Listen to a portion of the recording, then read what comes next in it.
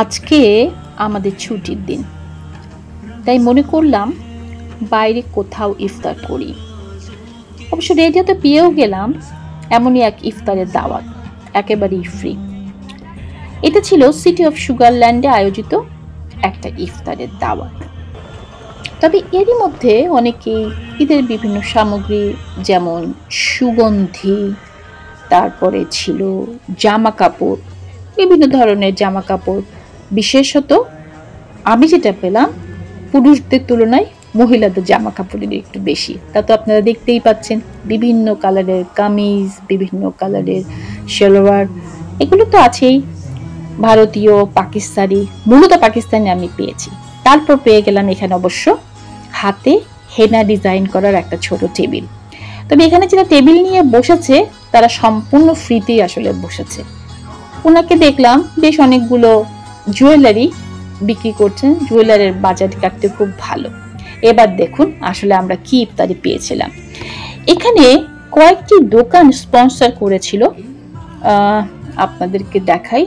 এইখানে ছিল হচ্ছে ফ্রি চা, তারপরে বিশেষ করে বিভিন্ন ধরনের চা ছিল, রুহ আফজা ছিল, পানি ছিল।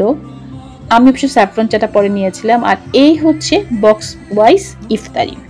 4টি দোকান এখানে এসেছিল, তারা তাদের দোকানের খাবার এখানে স্পন্সর করেছিল। প্রচুর লোক, কারণ হচ্ছে সবাইকে আসলে দাওয়াত করা হয়েছিল রেডিওর মাধ্যমে ফ্রি ইফতারির জন্য। কি আর সুযোগটি ছাড়ে বলুন, সবাই মোটামুটি সুযোগটি নিয়েছিল। তবে প্রবলেম যেটি হয়েছিল সেটি হচ্ছে ডিস্ট্রিবিউশন প্রবলেম, যা হয় আর কি। ওখানে আসলে কন্ট্রোল মেকানিজমটা দুর্বল হওয়ার কারণে কিছু লোক খাবার পাচ্ছে, কিছু লোক পাচ্ছে না, কিছু লোক একটু মানে একটু দুঃখ করছে যে কেন আসলে অর্গানাইজাররা প্রপারলি খাবার দেয়নি, এই আর কি। তবে যাই হোক, আমার আসলে তাতে কোনো সমস্যা ছিল না, কারণ আমি ওখানে রোজাটা ভাঙলাম, তারপরে শরবত, পানি যা ছিল সেটা খেলাম, অল্প বিস্তর যা ইফতারি পেলাম সেটাও খেলাম। এখানে অনেক ইফতারি অবশ্য দেখা যাচ্ছিল বিকেলে, কিন্তু বেশ কিছু মানে বললামই তো ডিস্ট্রিবিউশনের ঝামেলার কারণে প্রপারলি হয়নি। তবে যাই হোক, এভাবে আজকে আমার ইফতারটা হয়ে গেল ছুটির দিনে বাইরে ইফতার। মন্দ না, সময়টা ভালোই কাটলো।